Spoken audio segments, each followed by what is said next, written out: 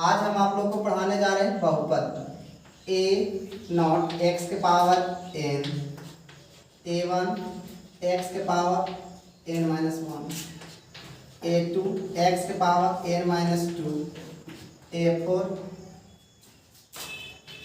X A three X के power N minus three up to A N तक। अगर कहीं भी इस प्रकार का व्यंजक लिखा हुआ है तो इसको हम क्या कहेंगे? बहुपद। लेकिन उसके लिए हमारे पास शर्त है, यदि एन जो होगा एक धनात्मक पूर्णांक होना चाहिए। क्या होना चाहिए? धनात्मक पूर्णांक होना चाहिए। अगर हमारा एन का मान धनात्मक पूर्णांक है तो हम इस व्यंजक को बहुपद कहेंगे, जिसे पी एक्स से सूचित किया जाता है। इसका अर्थ होता है एक्स में बहुपद, पॉलिनोमियल इन एक्स बोलते हैं, एक्स में बहुपद। और देखिए इस बहुपद को जो ये हमारा जो सबसे अधिकतम जो घात होता है इसको क्या पढ़ते हैं? घात पढ़ते हैं। ये जो अधिकतम घात होता है एन जो है हमारा बहुपद का घात कहलाता है, बहुपद का घात। अर्थात हमारा कहने का तात्पर्य हुआ कि ये जो हमारा बहुपद है कितने घात वाला है? एन घात वाले बहुपद है। कितने घात वाले बहुपद है? एन घात वाले बहुपद है। और इसमें कुल कितने पद है? तो देखिए यहाँ जीरो से शुरू हुआ है और अंतिम हुआ है कितने पे जाके? एन पे। यानी कुल पद जो है, कुल पदों की संख्या जो है, यहाँ पदों की संख्या कितना है? N plus one. और ये देखिए ए नॉट को कहा जाता है एक्स के पावर एन का गुणांक। क्या कहेंगे? ए नॉट को पढ़ेंगे एक्स के पावर एन का गुणांक। यानी कहीं भी जिस चर में जिस संख्या से गुणा किया हुआ रहता है उसको उस चर का गुणांक कहते हैं। अगर उस चर का जो भी घात हो उस चर का घात कहलाता है। बहुपद का घात वो कहलाता है जो पूरे व्यंजक में चर का जो सबसे अधिकतम घात हो उसे बहुपद का घात कहेंगे। यहाँ हमारा बहुपद का घात एन हो गया। कुल पदों की संख्या कितना हो गया? N plus one. जीरो से शुरू हुआ है, एन पे जाके खत्म हुआ, तो एक से एन तक वाला एन पद हुआ और बाकी जो एक जीरो वाला एक पद है तो टोटल मिलाएंगे तो कितने हो जाएंगे? एन प्लस वन पद। गुणांक कैसे पहचानेंगे? तो जो भी चर का गुणांक, जिसका भी गुणांक देखना हो देखेंगे तो उसमें कितने संख्या से मल्टीप्लाई किया। जैसे a1 से यहाँ किया हुआ तो a1 क्या हो गया? एक्स के पावर एन माइनस वन का गुणांक। इसी प्रकार a2 एक्स के पावर एन माइनस टू का गुणांक कहलाएगा। a3 एक्स के पावर एन माइनस थ्री का गुणांक कहलाएगा। और लास्टली जो एन पद है हमारा ए एन, इसमें ना एक्स है, एक्स नहीं, उसमें एक्स जिसमें नहीं होता उसको बोलते हैं अचर पद। क्या कहेंगे? अचर पद। तो जब भी हमारे किसी भी बहुपद में घात देखना हो तो देखेंगे कि उस व्यंजक में सबसे अधिकतम घात कितना है। अगर एन है तो उसको क्या कहेंगे? एन घात वाले बहुपद। अधिकतम एन है तो एन घात वाला। 10 है तो 10 घात वाले बहुपद। 2 है तो 2 घात वाले बहुपद। 3 है तो 3 घात वाले बहुपद। 4 है तो 4 घात वाले बहुपद। तो यहाँ से हम बहुपद को घात के आधार पर बांटते हैं। घात के आधार पर बहुपद के प्रकार। देखिए घात के आधार पर बहुपद के प्रकार। तो पहला जो होता है रैखिक बहुपद। रैखिक बहुपद। फिर दूसरा होता है द्विघात बहुपद। द्विघात बहुपद। फिर अगर हम घात 3 लेने की कोशिश करेंगे, त्रिघात बहुपद। फिर आएगा आपका चतुर्थ घात बहुपद। चतुर्थ घात बहुपद। तो देखिए रैखिक बहुपद क्या कहेंगे, यदि हमारा चार में x का अधिकतम घात यानी n का अधिकतम वैल्यू कितना हो 1, यानी घात जो हो यहाँ हमारा इस बहुपद में n का अधिकतम वैल्यू अगर 1 हो तो उसको कहा जाएगा रैखिक बहुपद। यदि हमारा n का सबसे अधिकतम वैल्यू सबसे बड़ा वैल्यू अगर 2 हो यानी किसी भी व्यंजक का अधिकतम घात, एक क्या होता है अधिकतम घात, अधिकतम घात हमारा कितना हो 1 हो तो उसे क्या कहेंगे रैखिक बहुपद। यदि अधिकतम घात हमारा कितना हो 2, ये हो अधिकतम घात, तो इसको बोलेंगे द्विघात बहुपद। यदि अधिकतम घात हमारा 3 हो तो इसे बोलेंगे त्रिघात बहुपद। ये सब अधिकतम घात होना चाहिए। किसी भी व्यंजक में अगर अधिकतम घात हमारा 1 है तो उसको बोलेंगे रैखिक बहुपद। अगर अधिकतम घात हमारा 2 है तो उसे बोलेंगे द्विघात बहुपद। अधिकतम घात यदि 3 है तो उसे बोलेंगे त्रिघात बहुपद। उसी प्रकार अधिकतम घात अगर 4 है तो उसको क्या बोलेंगे चतुर्थ घात बहुपद। अधिकतम घात 4 है तो उसको बोलेंगे चतुर्थ घात बहुपद। जैसे उदाहरण के लिए हम देखिए सबका उदाहरण एक ही साथ लेंगे, द्विघात बहुपद, चतुर्थ घात बहुपद और रैखिक बहुपद सारे के सारे। सबसे पहले हम बहुपद की बात करते हैं तो बहुपद का डेफिनेशन हम क्या दें, वैसा व्यंजक ये वाला इस प्रकार का कोई भी व्यंजक जिसमें 4 का जो घात होना चाहिए धनात्मक पूर्णांक होना चाहिए। अगर 4 का घात धनात्मक पूर्णांक है तो उसे हम बहुपद कहेंगे। क्या कहेंगे बहुपद। जैसे हम एक एग्जांपल ले रहे हैं px x² प्लस 3 दिया हुआ x² प्लस 3। तो देखिए हमारा चर क्या है x है, 4 का अधिकतम घात कितना है 2 है और क्या है पूर्णांक है। तो देखिए जो 4 का जो घात होना चाहिए एक पद में नहीं प्रत्येक पद में पूर्णांक होना चाहिए। तो यहाँ जो x का घात हुआ है एक ही चर है जी हमारे पास, सिर्फ x वाला पद एक ही हुआ है तो सिर्फ इसी का देखेंगे। इसका जो अधिकतम घात है हमारा कितना है 2 है और पूर्णांक भी है तो ये बहुपद है। क्या है बहुपद। और कैसा बहुपद है 2 घात वाला है तो इसको क्या बोलेंगे द्विघात बहुपद। क्या बोलेंगे द्विघात बहुपद। अगर इसी प्रकार से ऐसा लिखा हुआ है px = x प्लस 1/x, तो देखिए यहाँ पर जो हमारा व्यंजक दिया हुआ है x प्लस 1/x, तो ये x का घात तो 1 है, कितना है 1 और 1/x इसका मीनिंग क्या होता है x के घात -1। जब x को हम नीचे से ऊपर की ओर ले जाएंगे तो इसका जो 1 घात है साइन इसका क्या हो जाता है चेंज हो जाएगा तो हो जाएगा -1। ये धनात्मक पूर्णांक है लेकिन ये क्या है ऋणात्मक पूर्णांक है। तो ऋणात्मक पूर्णांक आ गया तो ये बहुपद नहीं है, बहुपद नहीं है। देखिए उसी प्रकार से अगर आपको इस तरह से दिया हुआ है px = x² plus x √x plus 5 दिया हुआ है। अब इसमें देखिए x का घात 2 है, यहाँ x √x इसका अर्थ क्या होता है, कहीं भी रूट है तो रूट का अर्थ होता है x का घात 1/2।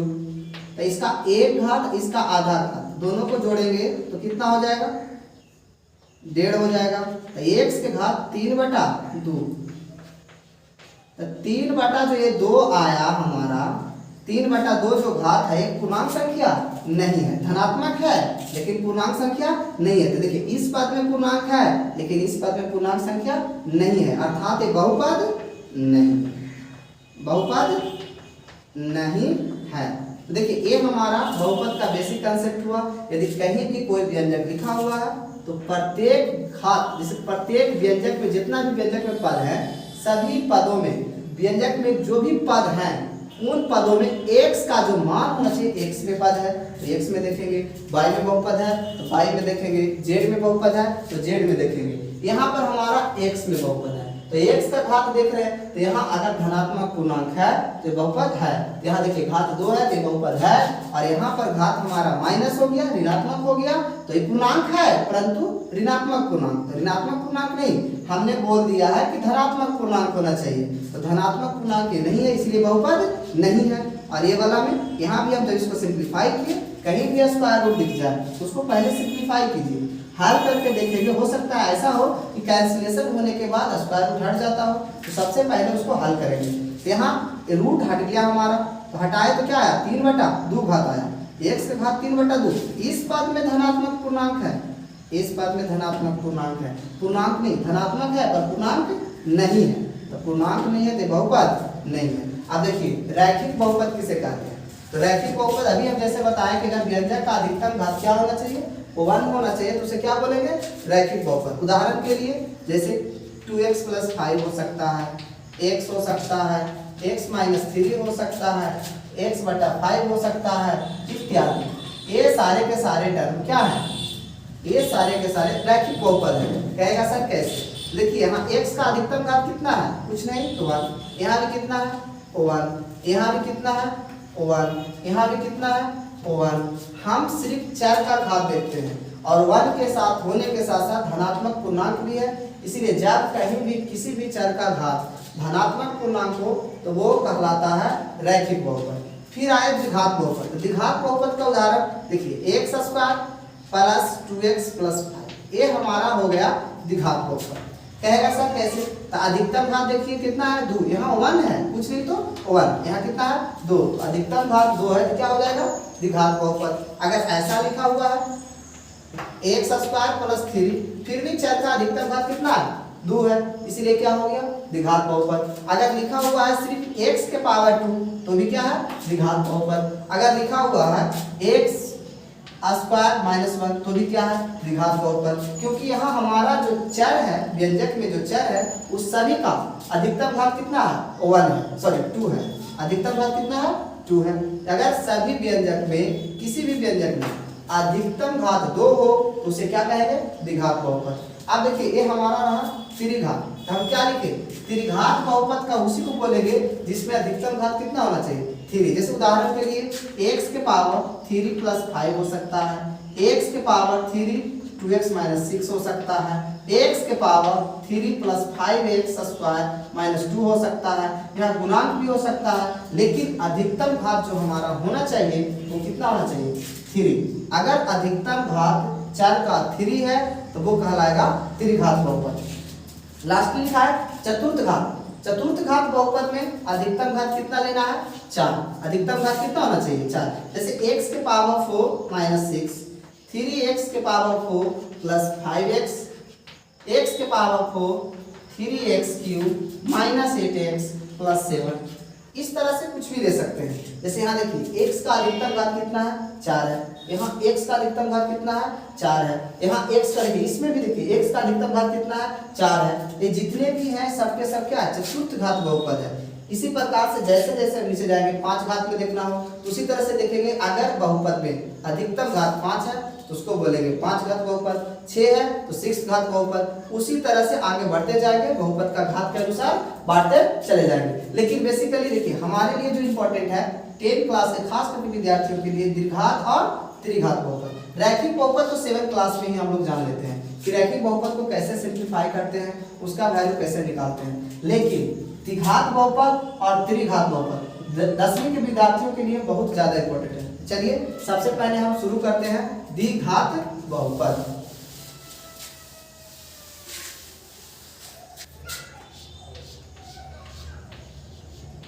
द्विघात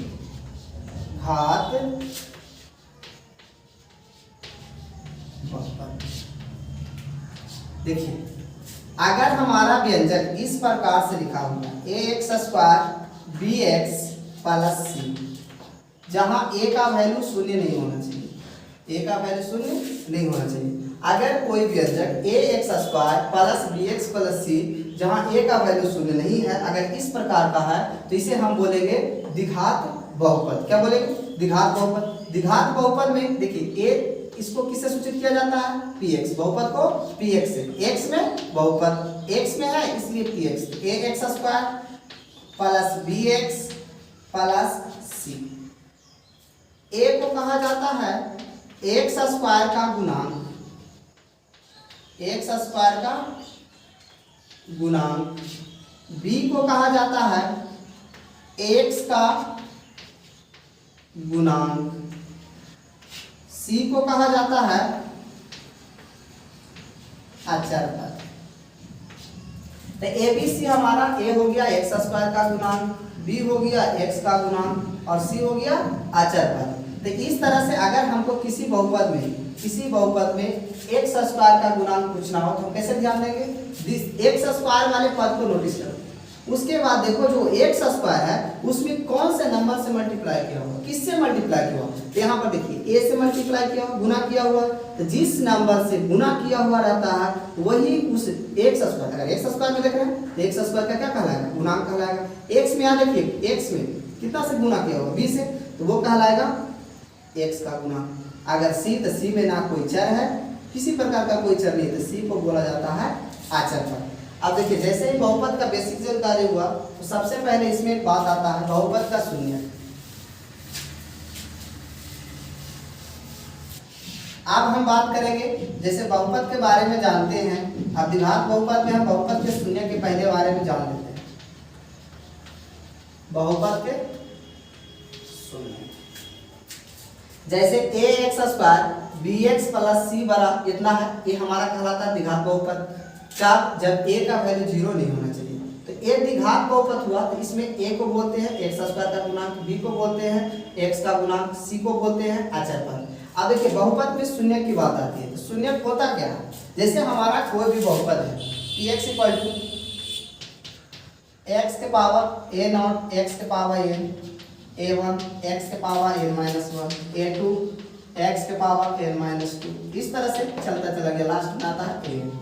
ये हमारा एक घात वाला बहुपद है। किसी भी बहुपद में जो शून्यक होता है वो ए जो हमारा x होता है इसका मान होता है, x का मान। अब वो मान कैसा होता है, x का वैसा मान लेते हैं जिसके लिए x का वैसा मान, x का वैसा मान जिसके लिए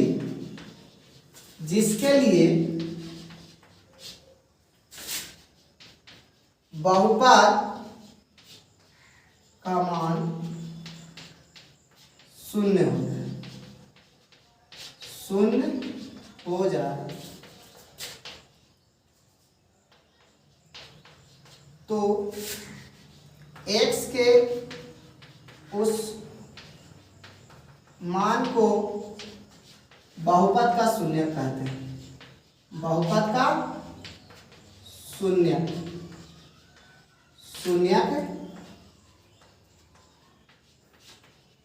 कहते हैं।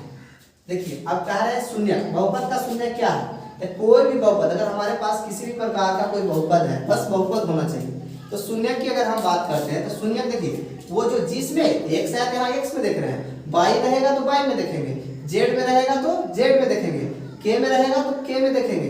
जिस चर में रहे हमारा रिलेशन, जिस चर में हमारा व्यंजक दिया हुआ रहता है उस चर का वैसा मान जिसके लिए ये हमारा बहुपद का वैल्यू क्या हो जाए, शून्य हो जाए। अगर हम मान लेते हैं x बराबर रखते हैं अल्फा, p में अल्फा रखने के बाद अगर 0 मिलता है, क्या मिलता है, 0 मिलता है, तो x बराबर अल्फा, यानी अल्फा जो होगा ना ये अल्फा बहुपद का शून्यक होगा, बहुपद का शून्यक होगा। देखिए px, ये हमारा px लिखा हुआ, px बोले तो बहुपद, x में बहुपद, तो अगर x में बहुपद है तो x का वह मान जिसके लिए बहुपद का वैल्यू कितना हो जाए, 0 हो जाए। x का वह मान जिसके लिए बहुपद का वैल्यू क्या हो जाए, 0। देखिए x बराबर हम क्या ले रहे हैं, अल्फा। अगर यहाँ अल्फा रखते हैं, x के जगह क्या रखते हैं, अल्फा, यहाँ अल्फा रखेंगे तो जहाँ जहाँ x है वहाँ अल्फा रखा जाता है। अगर उस अल्फा को रखने के पश्चात अगर हमको बहुपद का मान मतलब अल्फा, तो ये बहुपद है, यहाँ x रखेंगे तो इसके मान को बोलते हैं बहुपद का मान। ये बहुपद का मान पी अल्फा हो गया। अब ये पी अल्फा अगर शून्य प्राप्त होता है तो यहाँ से अल्फा बहुपद का क्या कहलाएगा, शून्य कहलाएगा। दूसरी बात,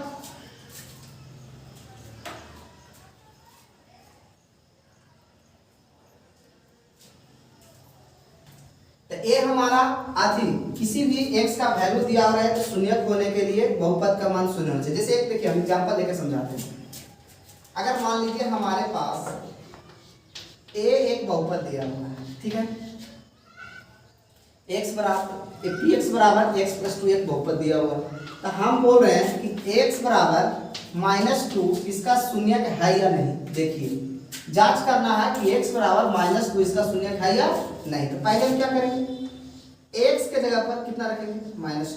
तो जहां जहां हमारा एक्सप्रेशन में x है वहां वहां रखना पड़ेगा -2। तो यहाँ x है, x पर कितना रखेंगे -2 प्लस 2 -2 से +2 क्या हो जाएगा, कैंसिल हो जाएगा, क्या बचेगा 0। यानी p ऑफ -2 का वैल्यू क्या आया 0 है, शून्य आया। अर्थात x बराबर -2 शून्यक है, शून्यक है। उसी प्रकार अगर हमारे पास दिया हुआ है px बराबर x² प्लस 2x प्लस 1 और यहाँ पे हमारे पास जो वैल्यू है x इक्वल टू -1, तो कह रहा है कि x बराबर -1 इसका शून्यक है या नहीं। जब भी चेक करना हो कि ये इसका शून्यक है या नहीं, तो इस वैल्यू को इस बहुपद में रखेंगे। कहाँ रखेंगे, जहाँ x का वैल्यू है तो जहाँ जहाँ x रहेगा वहाँ वहाँ x के स्थान पर -1 रख देंगे। देखिए सबसे पहले यहाँ x है तो -1 रख दिए, x² यानी -1 का स्क्वायर प्लस 2 × x, तो इंटू में -1 प्लस 1 है तो प्लस 1 तो चेंज करेगा नहीं। -1 किसी भी नंबर का स्क्वायर करते हैं तो वो धनात्मक हो जाता है, तो माइनस है तो प्लस हो जाएगा, 1 का स्क्वायर 1, 2 × -1 तो प्लस गुने माइनस 2 गुने 1 2 आप प्लस 1 है तो +1 एक +1 तो हो जाएगा +2 आए -2 तो -2 प्लस 2 में से -2 जाएगा तो हमें क्या मिलेगा 0। ये देखिए अब यहाँ p -1 का वैल्यू भी क्या आया 0 आया। अर्थात यहाँ से हम कह सकते हैं कि x बराबर -1 शून्यक है, बहुपद का शून्यक है। ये तो छोटी छोटी बात हुई। इसमें अगर आपको बहुत बड़ा एक्सप्रेशन भी दिया हुआ रहे तो भी आप बता सकते हैं कि शून्यक है या नहीं। जैसे आपके पास एक्सप्रेशन है 3x² 3x के पावर 4 ले लेते हैं -3x³ प्लस 2x -2। ये देखिए 4 घात वाले। अब इसमें हमको कुछ वैल्यू पे चेक करना है कि बहुपद है या नहीं। जब भी बहुपद चेक करना हो तो सबसे पहले x का हम वैल्यू क्या ले लेते हैं, दिया हुआ रहता है x बराबर हम वैल्यू लिए हुआ। अब चेक करना है कि शून्यक है या नहीं, तो क्या करें, जहां जहां x है वो 1 धर देंगे। कहाँ कहाँ x, यहाँ यहाँ यहाँ यहाँ धरो सभी में। तो p x के अब 1 रखेंगे, 3 × 1 के पावर 4 माइनस 3 × 1 के पावर 3 प्लस 2 × 1 -2। देखिए 1 के पावर 4 तो 1 होगा, 1 से 3 मल्टीप्लाई करेंगे क्या आएगा 3 आएगा। 1 के पावर 3 1 आएगा, 3 मल्टीप्लाई करेंगे तो 3 हो जाएगा। 2 × 1 2 होगा, -2 प्लस 2 कैंसिल, 3 से 3 कैंसिल, क्या आएगा 0। p ऑफ 1 बराबर हमें प्राप्त हुआ 0। मतलब अगर x का वैल्यू 1 रखते हैं तो बहुपद का वैल्यू हमको 0 प्राप्त होता है। तो हम शून्य का परिभाषा क्या दी कि x का वह मान जिसके लिए बहुपद का मान अगर 0 हो जाता है तो बहुपद का क्या कहलाएगा शून्यक। यानी x बराबर 1 बहुपद का शून्यक, बहुपद का शून्यक है। तो इस प्रकार से अगर कहीं भी आपको बहुपद दिया हुआ रहे और कुछ वैल्यू x का हमको दिया हुआ रहे और कहे कि आप जांच करके ये बताइए कि बहुपद का शून्यक है या नहीं, तो क्या करेंगे, उस x के वैल्यू को एक एक करके बहुपद में रखेंगे और बहुपद में रखने के पश्चात जो हमारा मान प्राप्त होगा उस बहुपद का वो देखेंगे। अगर शून्य है तो बहुपद का शून्यक कहलाएगा, वो x का वैल्यू बहुपद का शून्यक कहलाएगा। अगर शून्य नहीं है तो बहुपद का शून्यक नहीं कहलाएगा।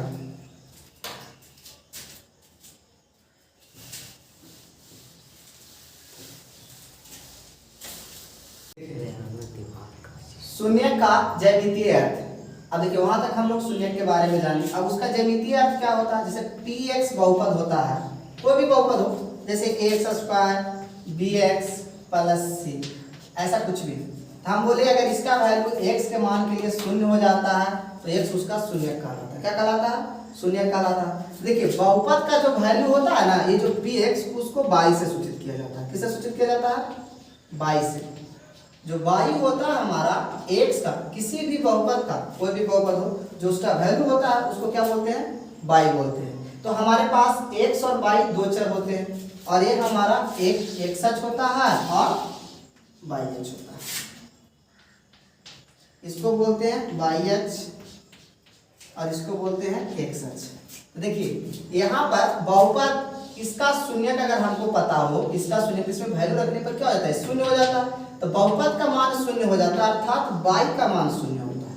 तो जैसा कि हम लोग जानते हैं y का वैल्यू कहाँ पर शून्य होता है? तो x अक्ष पे y बराबर क्या होता है? 0, और y अक्ष पे x का मान क्या होता है? 0 होता है। x अक्ष पे y का मान 0 होता है और y अक्ष पे x का मान 0 होता है। तो यहाँ से अगर हमको किसी भी बहुपद का अगर हमको ग्राफ दिया हुआ है तो y का मान शून्य है। y का मान शून्य मतलब वो ग्राफ, उस बहुपद का ग्राफ x अक्ष को कितनी बार, इस देखिए ऐसे से ऐसे, ऐसे से ऐसे, ऐसे से ऐसे से ऐसे लिखा है, ठीक है।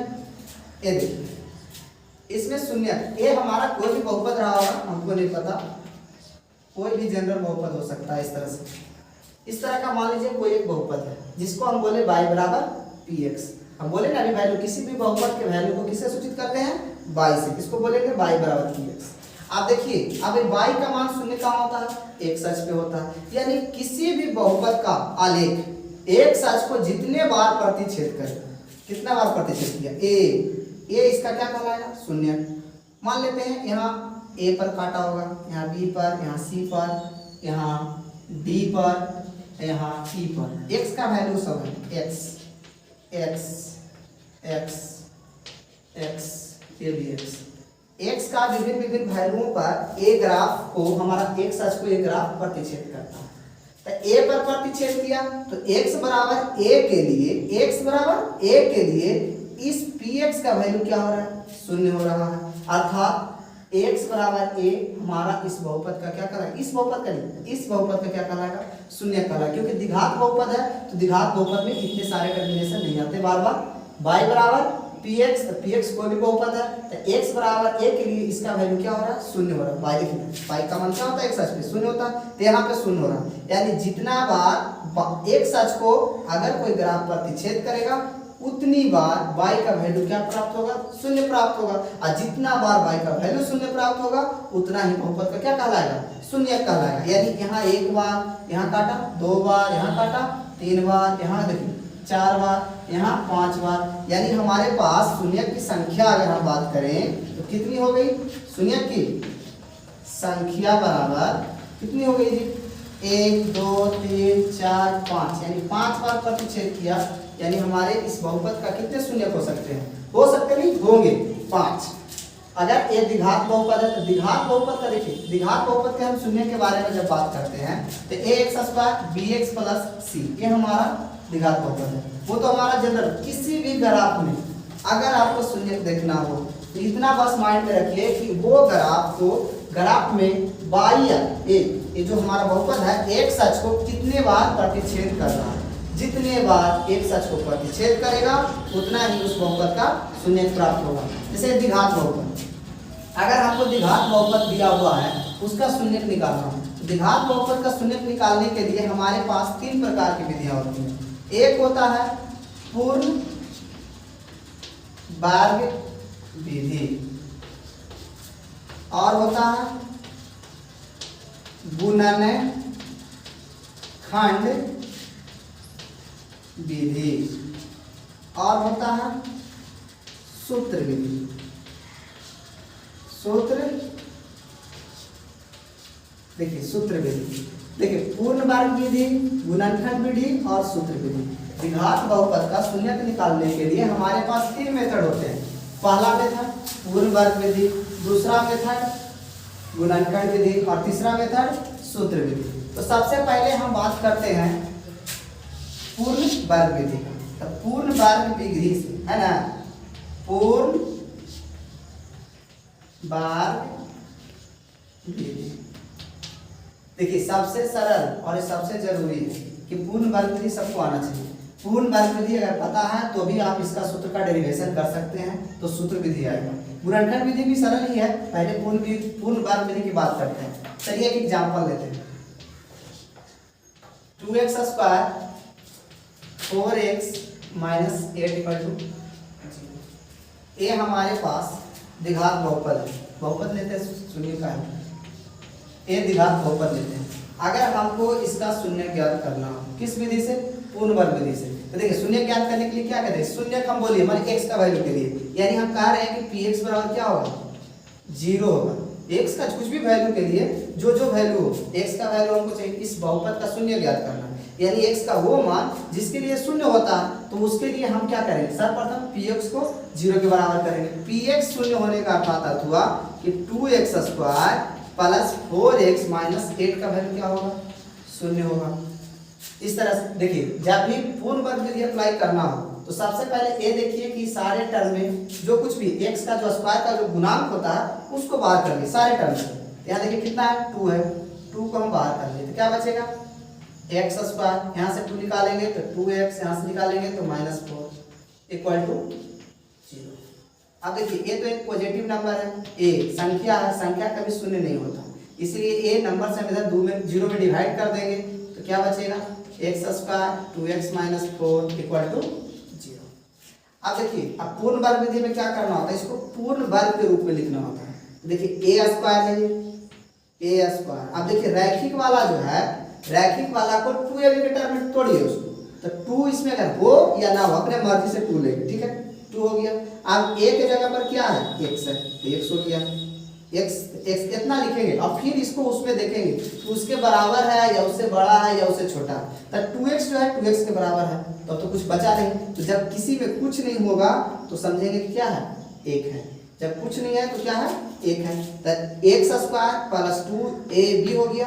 अब यहाँ b का स्क्वायर चाहिए तो a plus b, plus 2ab है, पूर्ण वर्ग करने के लिए a प्लस b का होल स्क्वायर पे टूटेगा, यहाँ माइनस होता तो a माइनस b पे टूटता, तो a स्क्वायर प्लस 2ab, तो प्लस b स्क्वायर होना चाहिए, तो 1 का स्क्वायर माइनस, देखिए 1 का स्क्वायर जोड़ेगा तो 1 का स्क्वायर घटा देंगे, तो -4 बराबर। अब यहाँ से यहाँ तक को देखिएगा, a square plus 2ab plus b square, तो a प्लस b का होल स्क्वायर -1 -4 इक्वल टू 0, तो x प्लस 1 का होल स्क्वायर -5 इक्वल टू 0, तो x प्लस 1 का होल स्क्वायर -5 को लिख सकते हैं √5 का होल स्क्वायर इक्वल टू 0। अब देखिए a square minus b square पे, a square minus b square, तो a square minus b square में जब भी रहे तो उसका फॉर्मूला क्या होता है, a माइनस b, तो माइनस करेंगे तो -5 into a plus b, x plus √5 equal to 0। अब देखिए दो नंबर का गुणनफल, दो नंबर का गुणनफल अगर शून्य है तो उसका अर्थ होता है या तो ये नंबर 0 होगा या तो ये नंबर 0 होगा, यानी x प्लस 1 माइनस √5 0 होगा या x प्लस 1 प्लस √5 का वैल्यू 0 होगा। तो यहाँ से क्या आ गया हमारा, x बराबर प्लस 1 है, सारे संख्या को उधर ले जाएंगे, x का वैल्यू चाहिए तो बाकी x को छोड़कर जितने भी पद हैं सबको उस तरफ ले जाएंगे, ये प्लस 1 इधर आएगा तो -1, ये माइनस है √5 इधर आएगा तो प्लस √5, तो x का वैल्यू आया देखो -1 प्लस √5 और दूसरा क्या हो जाएगा, x को छोड़कर सारे टर्म उधर +1 तो माइनस प्लस माइनस। तो ये हमारा तरीका हुआ पूर्ण वर्ग विधि, किसी भी द्विघात बहुपद का पूर्ण वर्ग विधि द्वारा शून्य प्राप्त करना। तो शून्य प्राप्त करने के लिए देखिए कुछ भी नहीं करना होगा, कहीं भी कोई एक्सप्रेशन दिया हुआ है जो भी द्विघात समीकरण हमको प्राप्त, एक एग्जांपल और लेते हैं, देखिएगा 3x square 5x plus 1 equal to 0, ये है हमारे पास। अब इसका हमको शून्य निकालना है, px कर देते हैं बहुपद हो जाएगा। इस बहुपद का शून्य ज्ञात करना है, कुछ नहीं करना, इसको आप आंख बंद करके सबसे पहले 0 के बराबर कीजिए। इतना करने के पश्चात जो भी x स्क्वायर के गुना में उससे बाहर कीजिए, तो x स्क्वायर प्लस 5x या गुना में 3 नहीं है, निकाले हैं जबरदस्ती, तो जबरदस्ती निकाले हैं तो उतना से भागा देना पड़ेगा, तो 1 में नहीं है फिर निकाले तो फिर जितना निकाले उतना से भागा देना पड़ेगा 0। अब यहाँ 3 तो कभी 0 होगा नहीं, तो इनसाइड वाला 0 होगा, तो अंदर में क्या x स्क्वायर प्लस 5x बटा 3 प्लस 1 बटा 3 बराबर 0। अब देखिए इसको तोड़िए, a प्लस बी के होल स्क्वायर, क्योंकि प्लस में है लीनियर वाला टर्म, x 2ab में x आएगा तो x वाला प्लस में है तो प्लस वाला फॉर्मूला पे टूटेगा, तो a स्क्वायर हो गया। अब प्लस 2ab अपने मर्जी से कीजिए तो 2 a की जगह पर x हो गया 2a, ये तो लिख चुके हैं इसलिए 2a लिखेंगे अपने मर्जी से ना। फिर उसके बाद इससे तुलना करेंगे, इसको 2x लिख दिए, यहाँ x तो था चलेगा लेकिन 2 लिख दिए हैं और बचा कौन सी इधर इधर 5 अब बटा 3। तो देखिए देखा 2 गुना किए तो 2 से भागा देंगे तो क्या लिखना होगा 6 लिखना होगा। अब देखिए 2 से 3 गुना 6 कट जाएगा तो यही बचेगा 5x बटा 3। अब देखिए a स्क्वायर प्लस 2ab हो गया तो यहाँ प्लस b स्क्वायर भी होना चाहिए, तो b की जगह पर क्या बचा 5 बटा 6, 5 बटा 6 का होल स्क्वायर जोड़ेंगे, 5 बटा 6 का होल स्क्वायर घटाएंगे यहाँ प्लस 1 बटा 3 है बराबर 6। इधर क्या हो गया x प्लस 5 बटा 6 का होल स्क्वायर, यहाँ से कुछ बचेगा माइनस पापा से 25 6 का 36 प्लस 1 बटा 3 बराबर 0।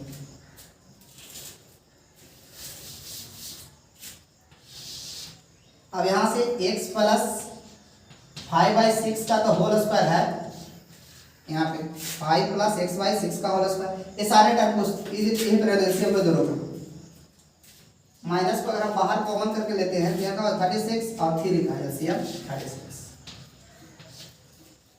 तो 25 आएगा माइनस साइन, क्योंकि माइनस इसमें से बाहर कर लिए हैं तो प्लस वाला क्या हो जाएगा माइनस। जब देखिए 3 से डिवाइड करेंगे 36 में 3 से भागा देंगे 36 को तो कितना मर्तबा लगेगा 12 मर्तबा, तो 1 से 12 भी गुना कर देंगे तो 12 इक्वल टू 0। x प्लस 5/6 का होल स्क्वायर माइनस 25 में से 12 जाएगा कितना बचेगा 13 बटा 36 इक्वल टू 0। अब इसको देखिए a स्क्वायर है माइनस साइन है तो इसको b स्क्वायर में तोड़िए, तो अगर परफेक्ट नंबर का स्क्वायर ना हो उसको रूट अंदर लिख दीजिए। तो देखिए कि 13 किसी का नहीं, रूट 13 का स्क्वायर होता है और 36 6 का होता है, तो रूट 13 बटा 6 का होल स्क्वायर लिख दीजिए। अब a square minus b square तो क्या होता है formula a minus b into a plus b बराबर 0। अब देखिए दो टर्म का मल्टीपल, कभी भी दो नंबर का मल्टीपल अगर 0 हो रहा है तो इतना कंफर्म है कि या तो ये टर्म 0 होगा या तो ये 0 होगा या तो दोनों 0 होगा, किसी ना किसी को 0 होना पड़ेगा। तो x बराबर x प्लस 5 बटा 6 माइनस रूट अंडर 13 बटा 6 बराबर 0 होगा, या x प्लस 5 बटा 6 प्लस रूट अंडर 13 बटा 6 बराबर 0 होगा। तो यहाँ x का वैल्यू क्या हो जाएगा प्लस 5 बटा 6, x का निकालना बाकी सब कुछ तरफ ले जाओ, 5 बटा 6 इधर आएगा तो माइनस 5 बटा 6 माइनस रूट अंडर 13 बटा प्लस रूट अंडर 13 बटा 6, x का वैल्यू यहाँ से आया दूसरा, x को छोड़िए बाकी सब प्लस में, उधर जाएगा तो माइनस में, प्लस में इधर आएगा तो माइनस में। This is answer.